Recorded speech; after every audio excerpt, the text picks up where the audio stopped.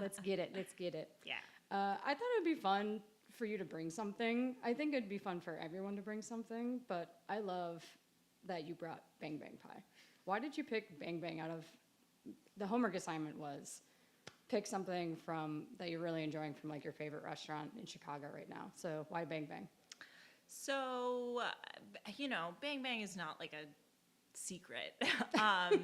They've been around for quite a while, but they are so great at what they do. They are practically, they're very close to my place of dwelling, my home. What am I doing? What are you doing? They're across the street, basically, more or less. And it just pie is like happiness and joy, and it's always in season. But August is a particularly excellent time. Why? Why is August a good time for pie? I don't know. I feel lots of great fruit in season. It just sort of has like good vibes, happy vibes. For sure. It's hard to be sad and eat pie. That's true. That's the minimum we're trying to do is not be sad. Yeah. But what did you go with? What do you have? So I have this was called like a lemon cherry situation, which Is it literally to called like a situation? yeah, which is it really speaks to like my kind of verbiage.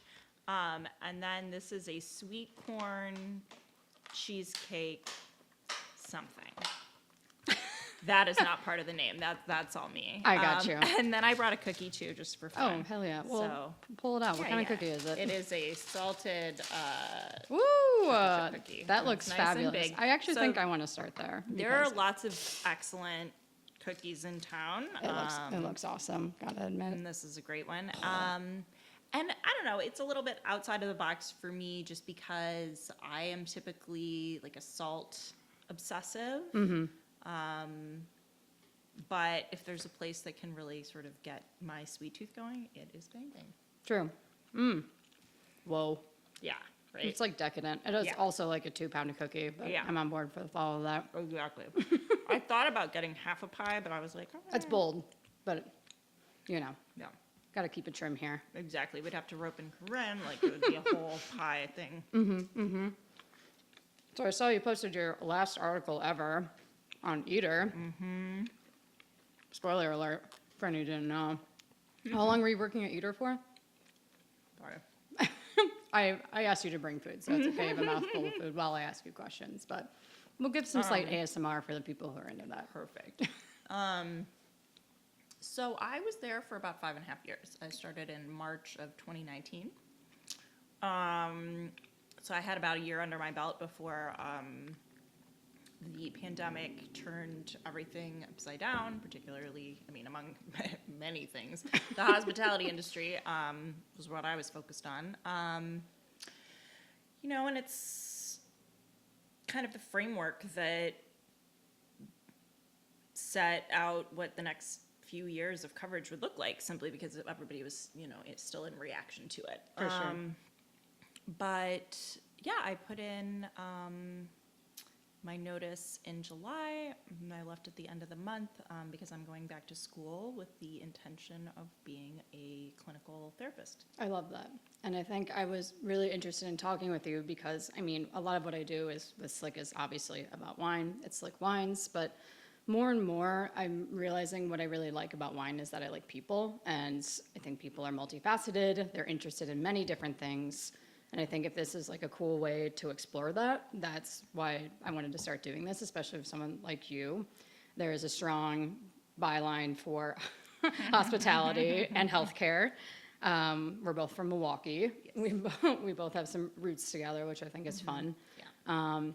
But tell me why the transition over to healthcare. Oh man, there's so many factors, and I was a journalist before I was at Eater, and so that world has been part of my life for quite a while. It's should come as a surprise to anybody that the industry is in a very precarious position with a lot of change rapidly unfolding that shows no signs of slowing. Sure. Things that we can't fathom right now are coming fast. And Not to sound ominous or anything. yeah, I mean, but I've been lucky to be in discussions and just sort of conversation with colleagues and with people that have been in the field much longer than I, from different vantage points. And I mean, I think, I don't want to sound too alarmist, but like, it's not going to get better. For restaurants in particular, for journalism in particular? For journalism in particular, Okay. yeah. And there's a lot to worry about there. For myself, I was really looking kind of at my day to day, and I was thinking about what do I want to spend my brief time on this planet doing. And I think much like you, people and their stories have always been at the heart of it. I'm a very earnest person, which journalism doesn't always reward, but I feel everything very strongly. And for a really long time, I thought of that as a drawback. And I saw that as something that I needed to protect myself from, and I needed to protect other people from, to succeed or have credibility or whatever. And in the past couple of years, I think I've really started to have a change of heart about that and see it as something that actually gives me an incredible opportunity to connect with people and to share space and to talk about their stories. Sure. It's I've had more than one interview that took on a strong sort of therapy vibe, in a non-expert way. But, these conversations, these phone calls, these meetings, were really the heart of like what I loved about that job. And so I'm excited to do more of that in a different context. Yeah. Was there a particular conversation or like a particular turning point, or was it more just like a... It was something that really built up over time, but I had mentioned, so today I posted the Instagram post of my last story for Eater, which was about Calumet fisheries. And the interview that I did, or series of interviews with their general manager, Javier, who's incredibly generous with his time and his experience and insight, and to be able to see in his descriptions these arcs and patterns, and to be able to discover that with him, because in our own lives we often don't identify these things. We're living in it. We're swimming in the soup. And it was just so gratifying and made me excited to move forward and to do more with that. Yeah. And I mean, Calumet is also just an iconic place in general, too. So it feels like a good stepping off point for you, probably. Yes. Oh, I mean, it was, I feel incredibly grateful. Like, it was a story of celebration and an institution that will never be replicated. And I hope it doesn't have to be replicated. Yeah. Although you mentioned some examples in the article I hadn't heard of, like the shrimp place on the south side. Hares. Yeah. Hares has been around for quite a while. I actually, a number of years ago, I wrote an obituary for the eponymous Mr. Hare, and had some really wonderful conversations with his family members who were so interesting and engaging, and knew a lot about his history. So fried seafood spots, there's definitely a community of them. Lawrence's Fish Market is another one that has a deep roots in the community, all that stuff. The thing about Calumet is that they and Hagen's, which is in Portage Park, I believe, are the last two smokehouses that are doing it that way for seafood in Chicago because EPA regulations mean that you can't start doing that now. These places both got grandfathered in. And so they really are singular in that way. What do you think people like that come together because it's like we sell a similar product, so like we should be friends type thing? Like we're almost in competition in some ways, even if you are in completely different neighborhoods. That like it's better to know your neighbors than to like feel, a way towards them. Well, I can't speak for those two specifically, but what I see in Chicago in general, it's broad, but is a kind of camaraderie. And, competition is real. It's a tough, breaking news, it's a tough market. And very competitive, and there's a lot of money involved and a lot of people and factors at play. But my perception is that the folks that stick around are the ones that see themselves as part of the ecosystem, rather than trying to kind of stake their claim and, defend their borders and kind of take a more antagonistic attitude toward it. Because hospitality, breeds camaraderie in its most ideal form. Yeah. And, the folks that I see that seem to be having the best time are the ones that have friendships and relationships and are, working together and playing together and wrestling with the tough questions together. Yeah. Do you think that's a sort of uniquely hospitality restaurant sort of ideal to work in a business, or do you think this could be like applied to other things as well? I mean, I think in an ideal world it could be applied to other things, but I think it's rarely how it goes. Yeah. I think hospitality people, again, sweeping generalizations. We love sweeping You know, generalizations. Bring it on. Bring it they, to me, seem to be, in general, more interested in that kind of industry dynamic. When I think about the sort of corporate world and things like that, people are very protective of their brand or their intellectual property for obvious reasons and things like that. But I mean, in certain ways, because hospitality doesn't have that kind of intellectual property issue. That's true. We don't really pull in a lot of lawyers. Copyright a recipe, Sure. That kind of thing. Got it. So by its very nature, if you're somebody who you want and need to copyright your recipe, hospitality is not going to be for you in that way. At least not restaurants. Yeah, or maybe a particular kind of restaurant. Who has a copyright on a recipe? You can't. No, in general. Okay. You can't. You're not Okay. allowed. I guess that makes sense. Yeah.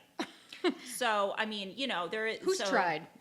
Oh, well, I mean, people can try to copyright names and things. There was just the whole Momofuku debacle That's around Chili Chili Crisp. Crisp. Yes. Never And forget. that was sort of illustrative of how that kind of thing tends to go in hospitality.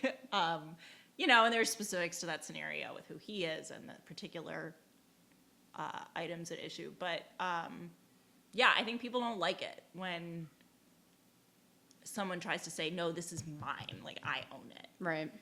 Doesn't usually bode well for most situations.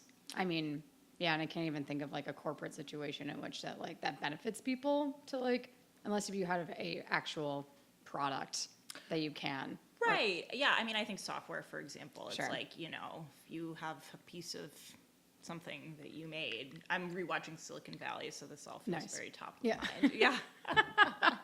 You're rewatching it, so you've already watched it once. Oh yeah, it's the 10-year anniversary, which is a little scary. Time passing. Yeah, blah, blah, blah. exactly. What's the appeal for you for a show like that, like Silicon Valley? What draws you back to it? Oh man, I'm a big Martin Starr fan. Okay, yeah. I really like him. I like Kumail Nanjiani a lot too. Okay. But Martin Starr for me, Freaks and Geeks, is a very a show I have a great affection for, and I think he is this is going to sound hyperbolic, but I think he's honestly transcendent in that part. He's Damn. so great. Well, it was his first on-camera role, I think maybe acting ever. Wow. And, you know, it's just so intuitive and incredible. But, you know, my husband is a software engineer, and so he has like amusing commentary on whatever is going on and what are the things they made up for the show and what are the things that are real. And they obviously had really good consultants for this. They wanted to make it seem like they knew what they were talking about. Yeah. And the other thing, and I feel like, you know, it's 10 years, so I can't really spoil it, right? Are we good on like I think we're spoiling? good. Okay, we're we're safe. Everyone else skip never 1 minute know. ahead, Yeah, and so we'll fix it. It goes somewhere, and like that is, and when you know where it goes, you can see all the groundwork along the way, and I enjoy that. Yeah. And you notice more things, just like rewatching any series. Exactly. And, you know, there's jokes that fly by so fast that you have to stop and catch. But, you know, I mean, is it, like, problematic? Absolutely, yeah. Sure. But, like, you know, there we are. It's also entertainment. Yeah. Right? I feel that. It makes me think about, God forbid we talk about this for too long, but it makes me think about The Bear. And a lot of people, including myself, have, you know, some beef with it, like... I'm sick of having the main character be a guy that should, you know, the most unlikable person. And it's a problem because it is a reality for a lot of restaurants still today. And I was talking to my brother about this, who works in film. And he goes, well, it's a TV show. Like, it's entertainment. People want to be entertained. And it's like, in what perspective do you really want to look at this, right? It's like the point of like, am I going to view it like a TV show? Because it is a TV show. But also, this is a reality, and it's based off reality. Much like Grey's Anatomy.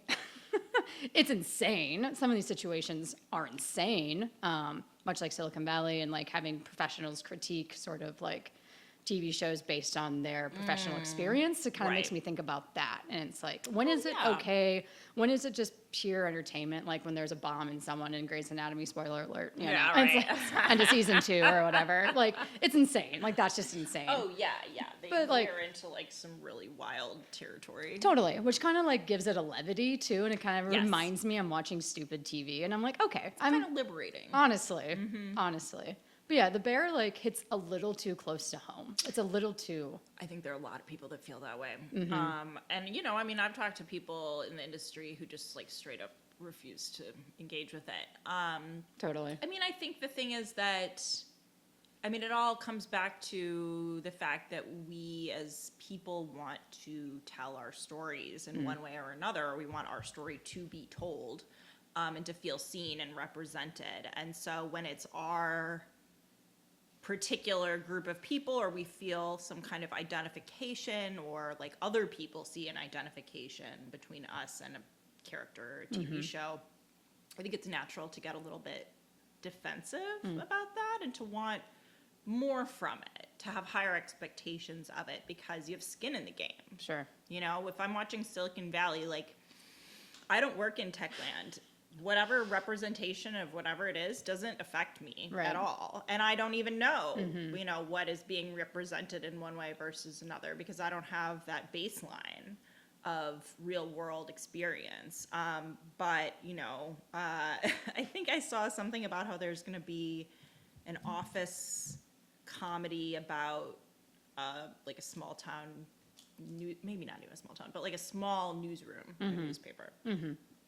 You bet you're behind. I will be watching that and saying like, that's bullshit, that's stupid, they made that up, you know, because that's what we do. And there's some kind of like, it's fun to be the authority on something also and be like, they did that wrong. So true. So true. Yeah. Yeah, it is fun. And that's half the reason why people watch these shows sometimes. Just to see. And that's, I mean, with art, like, you put it out in the world and then people get to decide what they get from it and what they do or don't appreciate about it. It's risky. To be perceived, as they say. Yeah, and it's scary. It's scary to do that. It's scary to, you know, write about somebody, you know, who you may or may not know as a person, but that you interact with a professional context that's going out into the world for everybody to read, you know? You get over it, because you have to, but, you know, I think that for most people, and I think most journalists do care deeply and feel a great amount of responsibility. And so that's always kind of hanging there. I always think about that with media too, and I think people go to school for journalism to be as objective and not insert their own opinion and just lay out context. But there are also, I think media literacy is a really interesting conversation these days, where it's like I go to Eater and read an article, and you do your best, and everyone on there does their best to present the information as is, but people will interpret it or feel a way about it. How much do you feel like you need to sort of control that? I know that feels impossible, but like, Right. how do you write about something in a way that you feel like it does it the most justice for the story? I mean, you know, first of all, I'm sure that there are many times when I have failed. And I'm sure that, you know, there will be people who hear this and think, you know, what is she talking, like, what does she know about anything? Or she did this Sure. and that. But I think, you know, everybody has a right to their point of view. And I think it's to some degree about how you treat people. And that are, as you know, for journalists, the obligation is to, as best you can, represent, you know, all sides, however one wants to think about that, fairly, or at least have the opportunity to express their point of view. And people choose to express it or not, and that is totally up to them. Like, I have every, I totally understand, you know, if somebody doesn't want to talk to me, that is fine. Sure. But the obligation isn't to them, it's to the facts of the matter. And, you know, we're all just humans. We look very closely at things. We have very, sometimes spicy conversations about, you know, how to approach something, and it is a process. And so, you know, I really do feel that most journalists are out there, you know, having those conversations, wrestling with things. We're not always going to get it right. But to do the very best that we can do. Yeah. And to, you know, comfort the afflicted and afflict the comfortable, right? Say that again. Oh, this is like a sort of like journalism school turn of phrase. So, and it's also old, but that the sort of task of a journalist is to comfort the afflicted and to afflict the comfortable. So essentially it's that there are people in the world that have more power than others. And to sort of keep that in mind as you approach things. Yeah. I never heard that before. Oh, yeah.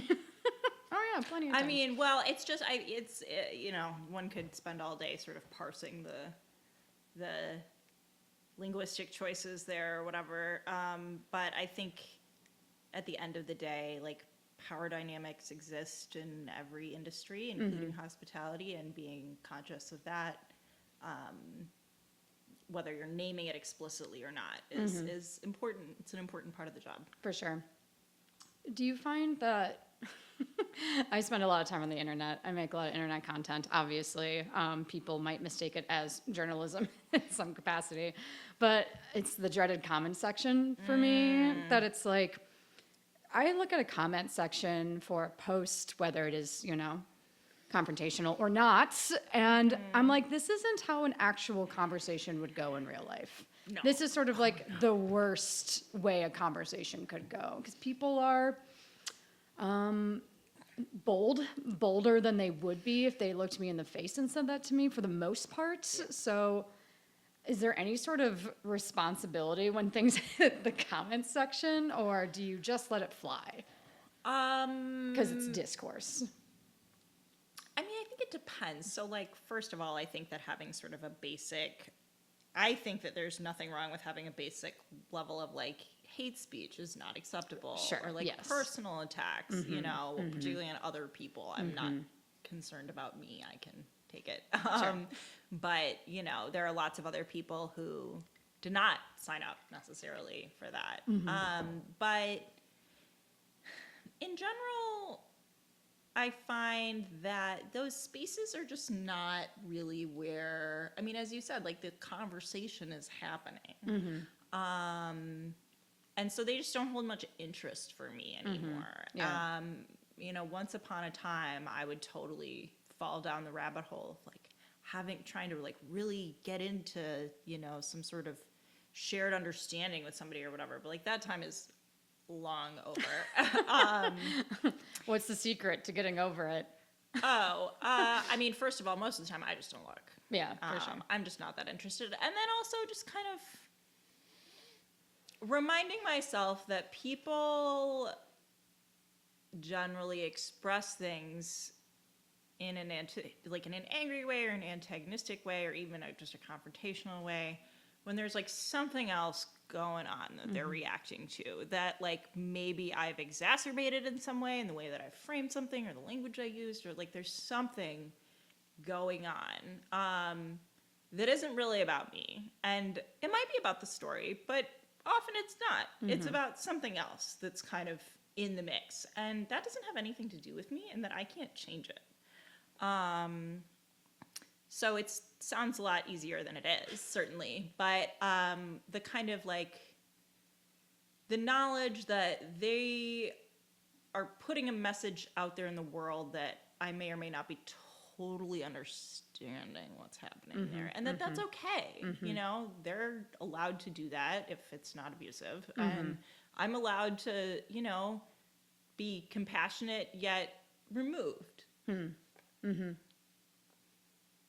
Good work. I admire that about you. I mean, it's, you know, it's, again, it's easier said than done. And there are things that, you know, sometimes if it's personal, that's a lot harder. That's a lot harder. Sure. And that's when I really need to, you know, it doesn't happen that often, or it didn't happen that often, but, you know, I would need to take like a big step back and have real conversations with people in my real life Yes. who know me about like, is this something that I am missing or that I need to work on or whatever, examine whatever vulnerability in me, you know, that I'm reacting, you know, strongly to whatever commentary. And so that's part of the nature of being a semi-public figure in that way, which I found to be quite uncomfortable. Did not enjoy. No. But, and you know, and I would say is part of, certainly not like a deciding factor, but part of what pulls me toward a more like private kind of work. Sure. That makes sense. I mean, do you feel like you were just feeling this swing because it's a pendulum, you know, like you've gone kind of so far in one direction and now you crave another, or is this something that's always been a part of you? I think there's like definitely something to the pendulum idea. I think part of it also is that like you and I are both in this very specific age group where like we didn't grow up with social media or devices in our hands or things like that, but we did come of age with those things and in a certain kind of internet era. So for me, I kind of got my fill. Like I was deep into LiveJournal. I was on MySpace. Like I did a lot of that stuff. I was on Tumblr for a long time, but so by the time we kind of get to 2024, like I'm not on TikTok because like I don't have the organizational bandwidth to like not spend all day on it. And it just, there's nothing about it that kind of like really pulls me. Yeah, for sure. Very wise of you. I mean, but I spent a ridiculous amount of time on Instagram. Like I, you know, like let's, you know, I can't pretend, but yeah, don't get it twisted. It's yes, exactly, exactly. I'm still an addict, but I crave less of that kind of interaction with strangers, and I am more interested in like community and people I know. Yeah, for sure. Did you have a computer room growing up? Oh yeah, The shared family computer room. Yeah, absolutely. Yeah. Yeah, big boxy, Oh yeah. you know, beep boop beep boop beep, brr, brr, brr, like yeah, dial up. Oh yeah, and You're really good at those. Yeah. I want a sound bit side by side. embedded in my brain. Yeah. Maybe we'll do that post production. Yeah. I don't have an editor, so I'm like, get the post guy on it, but it's Yeah, like me on a it's computer you. later. Yeah. We'll get there Yeah, someday. exactly.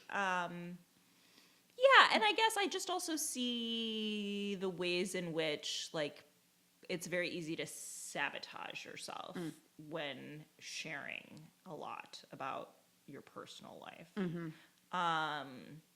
Well-intentioned people, can sort of end up in the middle of situations that they did not anticipate. And so all of that just made me kind of want to be more careful in a certain way.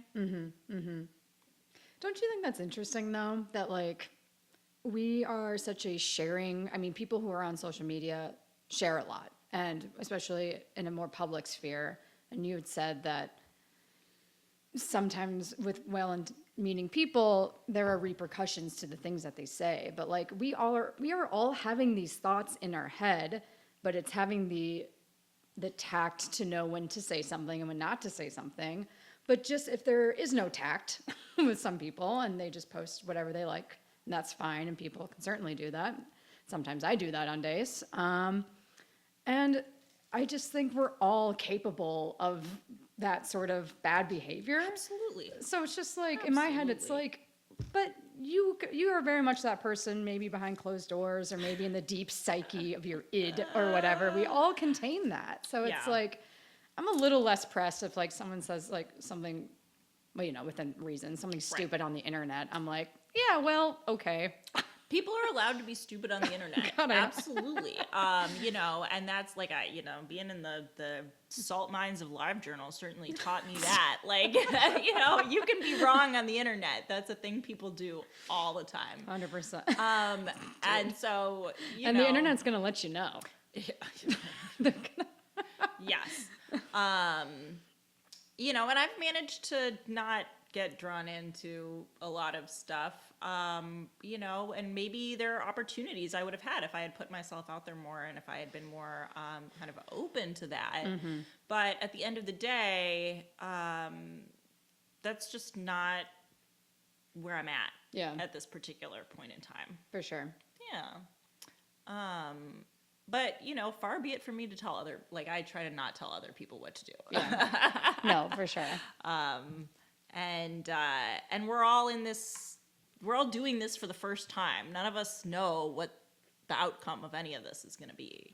So giving true. people a little space to figure it out. That's fair.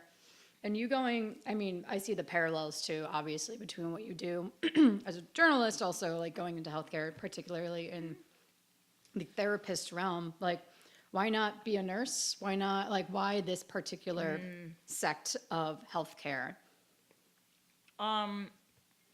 There's no way I could pass organic chemistry.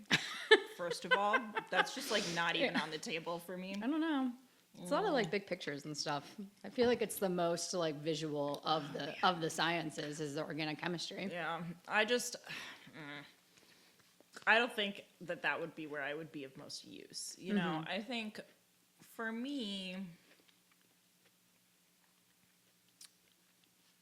first of all, there's, a huge shortage in terms of accessible mental health care. For all kinds of populations. And I think there are lots of things that I don't understand, but emotions are something I do understand, and that I feel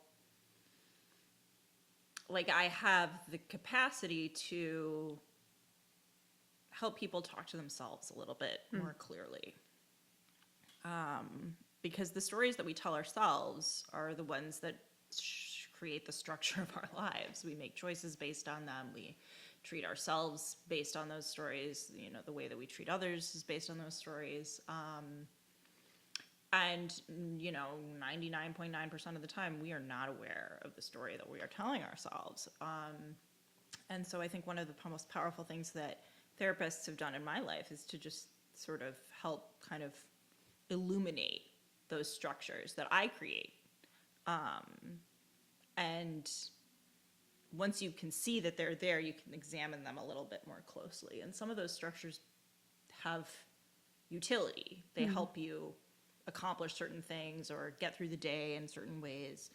But there are other ones that are actually not doing you any good at all. Or, worst case scenario, they're actually harming you. Or perpetuating a way of looking at your life that is disenfranchising you of like what you could be or see or yourself as. And so to just be able to like create some space for that. That feels like something that like when I get to the end of my life and I look back, I'm not going to feel bad that I did that. Yeah, for sure. And this would have to be more anecdotal than professional because you're not working as a professional yet. But what are some ways that you have found helpful that help illuminate those sort of patterns that have been helpful for you? Oh man, I mean, my personal therapy journey, I started seeing a counselor when I was in 5th grade, probably. Like, What's the difference between a counselor and a therapist? so I think the difference is negligible, but within the world of therapy, there are these various licenses that can indicate, or different titles that can indicate different kinds of education, licensure exams. It's an absolutely impenetrable forest of, acronyms. But it's one of the things that's difficult about it is that there's lots of overlap too between all, social worker versus therapist versus, all these other kinds of practitioners. Yeah, right? sure. Yeah, because I feel like I had heard that like the therapist was more focused on like psychological processes and like diagnosis, and that a counselor is a little more, I guess, spiritual, or I guess like they're not trying to lead you to a diagnosis, whether that's to, medicate or to at least have a path within that realm, but it's more of just like more of an acknowledgement than a therapist would be. That's interesting. Yeah. And that very well may be the case. In my, for me, excuse me, this was somebody that had like an expertise in, young children and Sure, whatever. yeah, because you're what, you said 5th grade? Yeah. So 10 years old, I guess Yeah. that's what that is. Yeah, that's pretty young. And then, I've seen, various kinds of providers over many years to today. And, therapy is not for everybody. And just the way that like no kind of path as far as easy for me to say, accessing emotions is for everybody. But I think that to have a non-judgmental space to kind of just speak what you're thinking and feeling into the world and examine it. And there is no risk is the thing. I think a lot of us perceive a lot of risk around expressing a reaction or whatever, a thought process. And so to have access to that kind of risk-free environment for me has been extremely empowering. Yeah. And I think you're, going back to social media. I think people do have a really hard time with that in general. And I think on a daily basis, we see people, quote unquote, make mistakes or like express themselves in a way that they shouldn't have. And it's like, oh, I'm not going to be that guy. I'm not that stupid to do that. But it's really important. Yeah. So. And the constant kind of push and pull to like, as you said, be perceived and not perceived. And that we often don't have much control over how other people perceive us. So again, that's risky. It feels really risky. Yeah, for sure.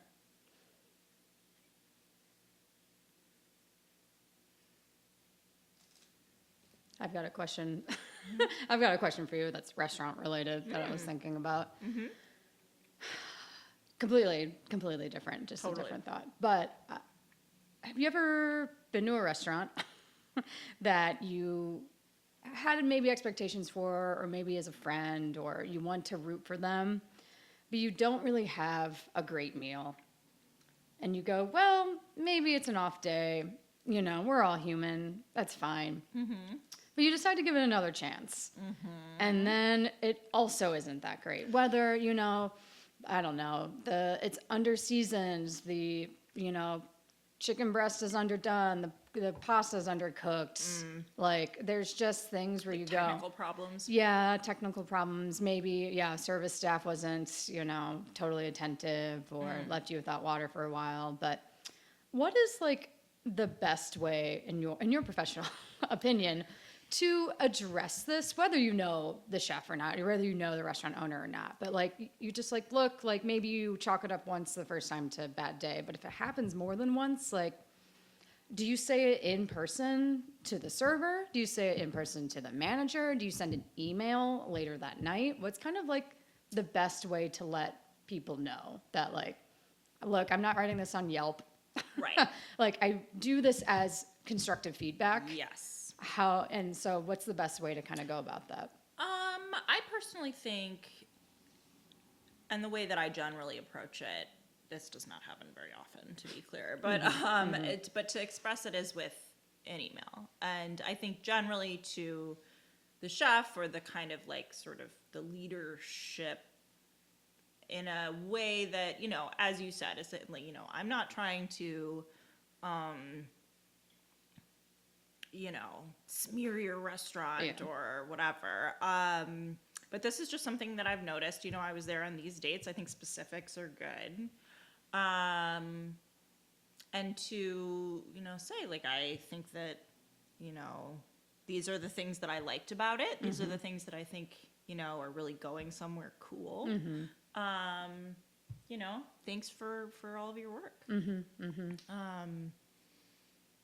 It's just so hard to know. There are so many factors. I mean, there's a reason why I did not pursue criticism as part of this work for myself.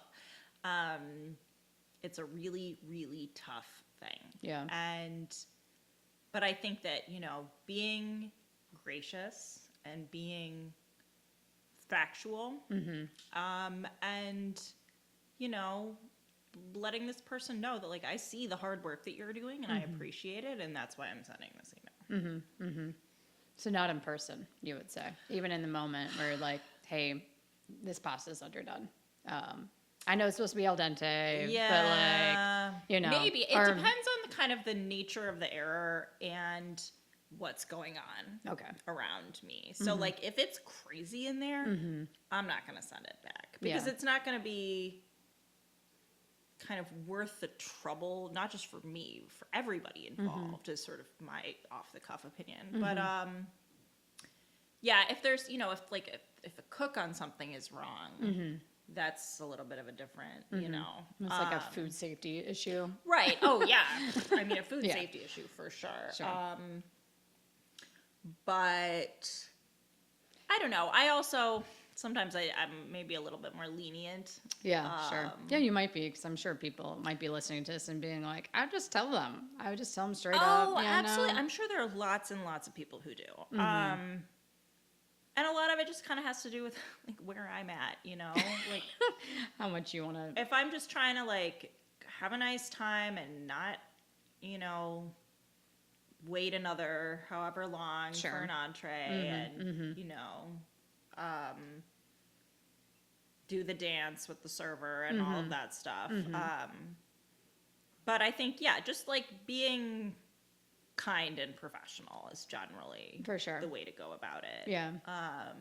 I've just both seen personally and heard, you know, I mean, everybody who's ever worked in hospitality has seen people behave in ways that are, like, fundamentally unacceptable.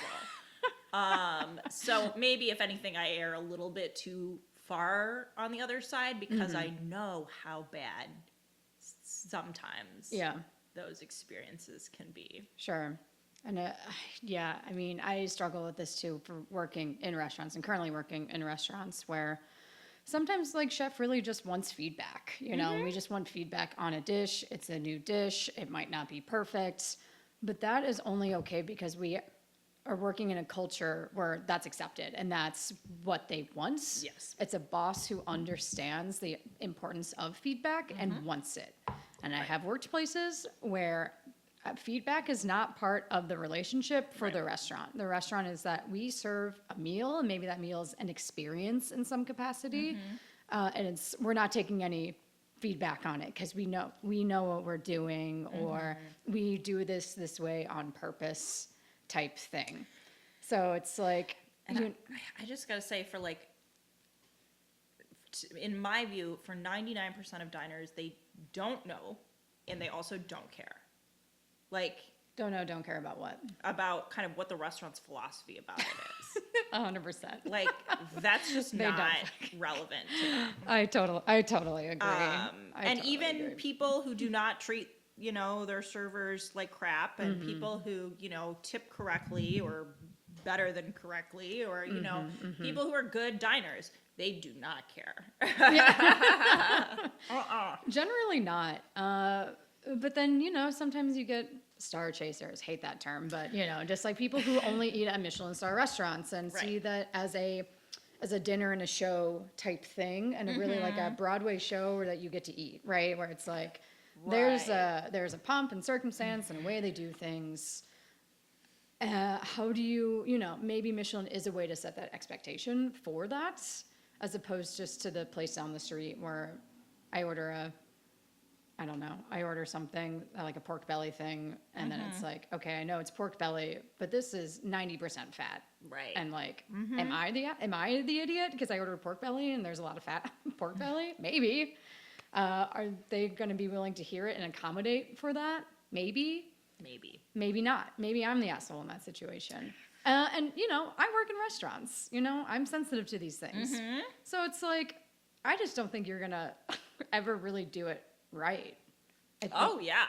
And that's the thing also. And then you know, there's different cultural expectations. Like, you know, okay, I feel like this is an area that I can speak with authority on, is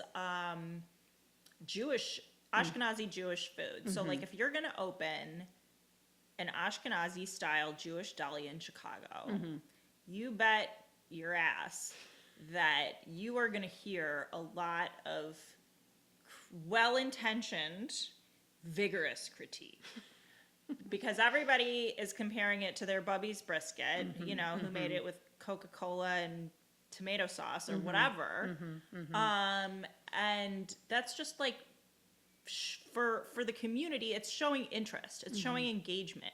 If they didn't think there was something there, they wouldn't bother saying anything at all. They just wouldn't come back, you know? And so I think the ones that do well and are the ones who understand that. And, you know, for whatever particular group of diners you're really looking at, to understand kind of what that expectation is, and to create a shared sense of, like, this is how we do things, and shared respect for one another, you know? Yeah. But you're still going to make it the way that you're going to make it. Oh, yeah, you know? absolutely, And then as you should. Yeah, but people are going to say their piece about it and either come back or not. People are allowed to be wrong on the internet. I've heard. Yeah. I've heard that. I think that's probably the best way to go. You can't please everyone, right? So you just have to make the thing that please yourself. Yeah. You know? Yeah. What are we doing here? Well, you know, sometimes you make that thing and it's maybe not actually the best business option, though. Like, maybe it's not actually a restaurant worth having, but the market will tell you that. And I guess that's the powerful thing about that, right? It's like, and, you know, I've never opened a restaurant, and you know, it's the worst business to open up. 90% close in the first year. You know, everyone's favorite stat or whatever is 80% close in the first year, and then after that, 60% close after 5 years or something. It's Yeah, a and lot. you know, people generally who open restaurants put their whole heart, put their foot in it. They do the whole Oh, thing, yeah. and then it's And really a ton of money. and it's really painful when people, because it is so personal. Oh, yeah. I mean, closures, Yes. a lot of closures, really rough, really heartbreaking. What's the one that Oh, tugged at man. your heartstrings the most over pandemic? I'm trying to think Oh, too. man. I don't know if I can say the most, but there were definitely some folks over the years that have closed that, you know, yeah, that I definitely think about. This was pre-pandemic, but I really loved Slurping Turtle downtown. Oh the ramen yeah. place, Wow. Takashi Higashi in the old. Well, now it's Bar Goa. Okay. Was that the only location that they had? So there is one in Ann Arbor, Oh. but I Interesting. think it's owned by other people, Okay. Got it. from what I recall. But you know, yeah, and that every time I go past that building, I think about it, you know, and I think about all the times that I had there, and you know, I mean, this is stuff that, you know, restaurants live on in that way. Right. And I think that's part of like what contributes a little bit to the like chef as artist, chef as rock star thing. Sure. Like, Yeah. this thing you made continues to exist in people's memories and hearts and in the annals of history. Yeah, and I think that's a powerful thing. But I also think it's an interesting tool that people are trying to replicate. Like people trying, you know, I think about people like, I guess Anthony Bourdain kind of came to mind at first, but really someone like Gordon Ramsay, someone who has like been a professional chef and became famous for being a professional chef and also a personality. Like Right. The Anthony character. Bourdain was a chef. Yeah. He never admitted to being a great chef or wanted to open a bunch of restaurants, you know, that was never his goal. But for Gordon Ramsay, that is a goal. And like, that's also a goal that people can make money off of. So Certainly. so I think people see that and go like, okay, how do we have I want to, you know, I'm an entrepreneur, or I'm a private equity firm or whatever, and I want to open the US version of Gordon Ramsay, right? Because he's based out of the UK. How do I do that? Oh, we need a celebrity. We need a star. Who's that going to be, right? Right. I think that's sort of an interesting thing to try to replicate because it's more luck than we'd ever want to admit. Oh my God, yeah. And like Yes. you can try to pump money and like know a lot of media people and try to like push this narrative that like someone could be that sort of, I can't even think of like a chef in the US who even kind of plays, because the US is so big. Yeah, I mean, And all the chefs in New York are French who have that kind of pull. yeah, I want to say Mesa. They just did. I'm having an absolute brain fart. They at Next. They just did a menu based on Mesa, which was his New York restaurant. We can look it up on our phone. It's okay. Yeah. Let's see. You know. This is so dumb. I should know this name, but I'm just having trouble pulling out.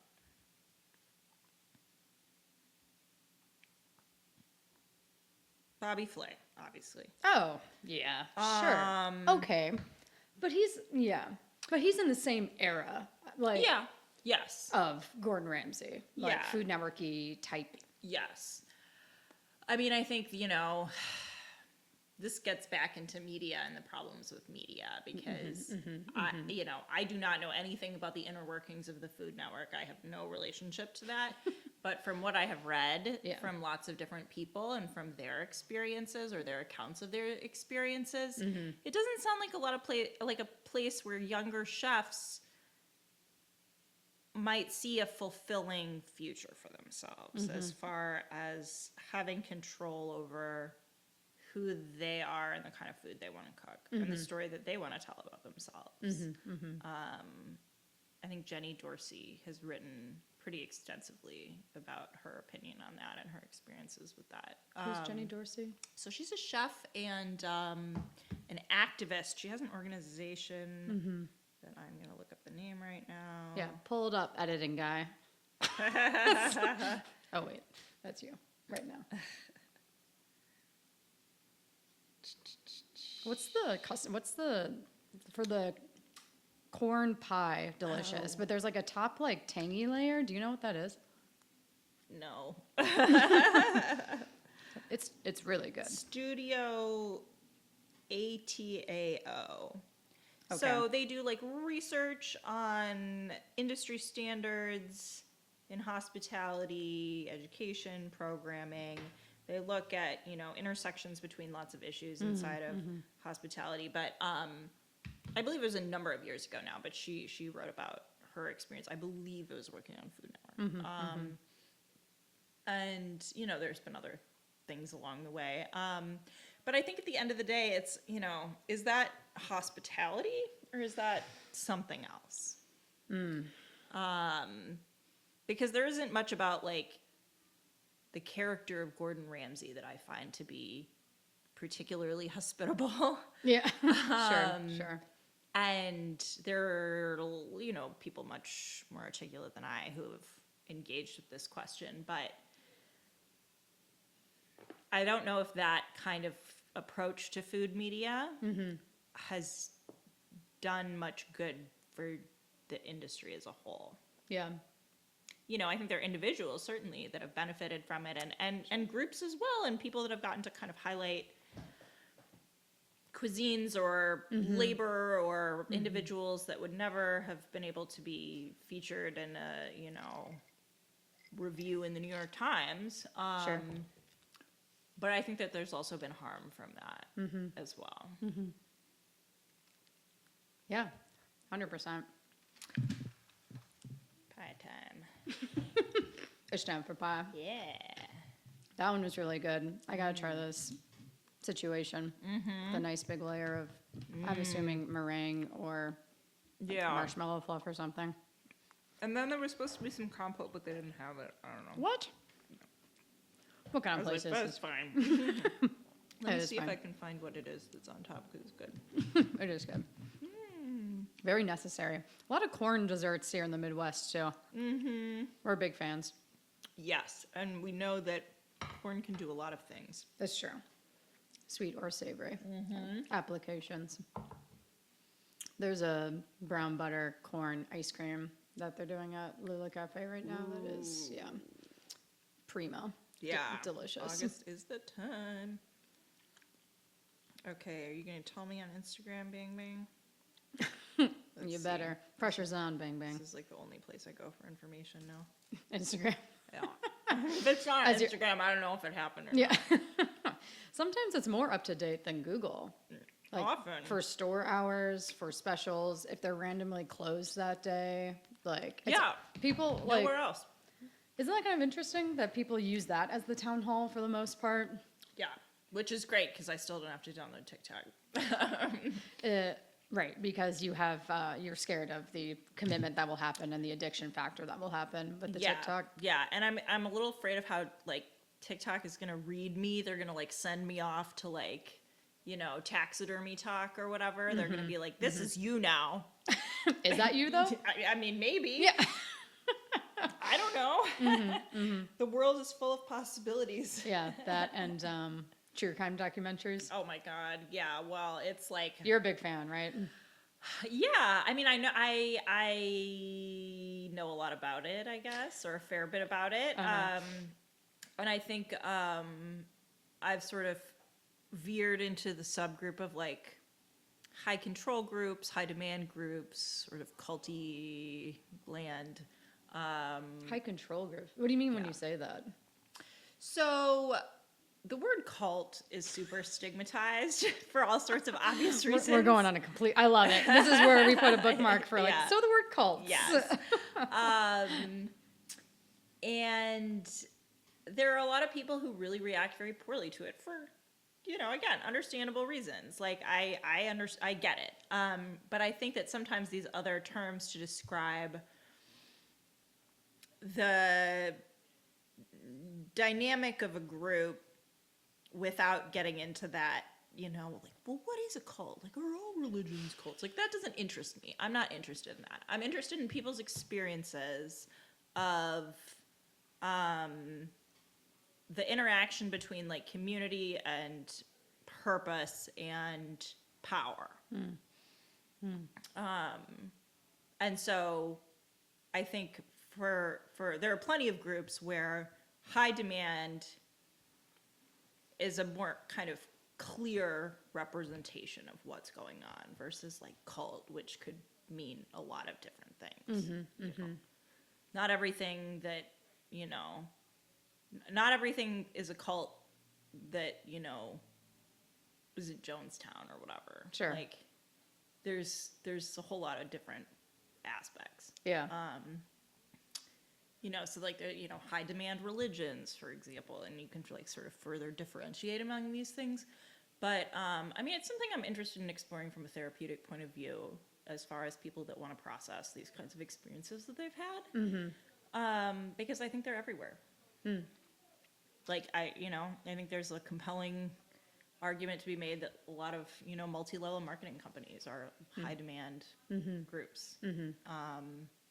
And that, for people who decide that they do not want to participate in that and who feel like they have an experience that they want to understand better and evaluate to move forward, like that's something I could really be there for. Yeah. Right, because people who generally join high demand groups, changing the verbiage here, I'm working on it, are usually in a vulnerable situations, whether it's temporary or more chronic, Oh, for yeah. lack of a better word. But Definitely. so I can understand the benefit from your point of view of understanding that better. And that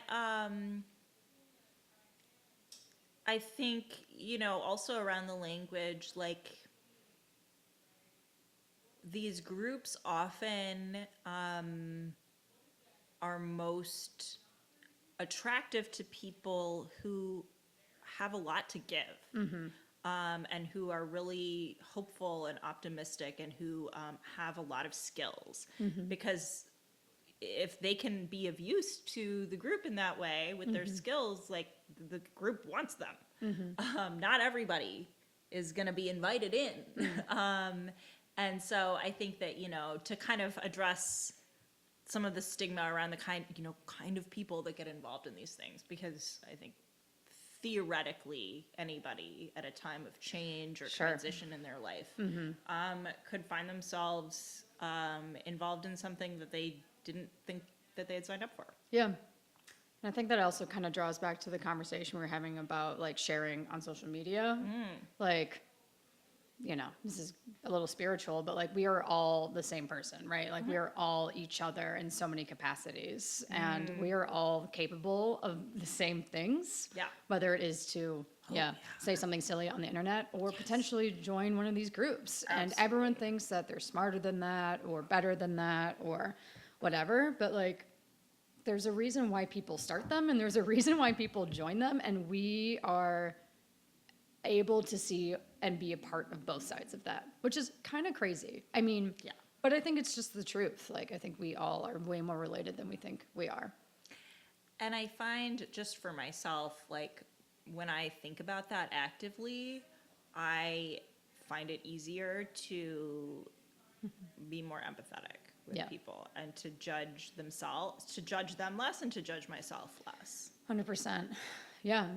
I see it I saw it more as a nurse. I see it in restaurants too. And the restaurant is the more benign version. It's the little more lighthearted version. But yeah, in the hospital, there's always so much more empathy because it's like, well, especially when people get sick. One of the biggest travesties in this country is that we don't have healthcare for everyone, or it's part of a capitalistic business framework. That's just such a disservice to society, to humanity, to civilization.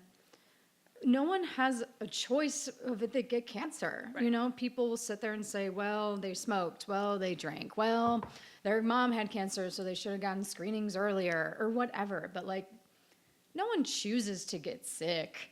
You know, and cancer is a very obvious one. There's so many less obvious diagnoses that like people live with on a day-to-day basis that you can't see. And I just am like, we can't stop like blaming each other for these things. And it does make people just a little more understanding, I think.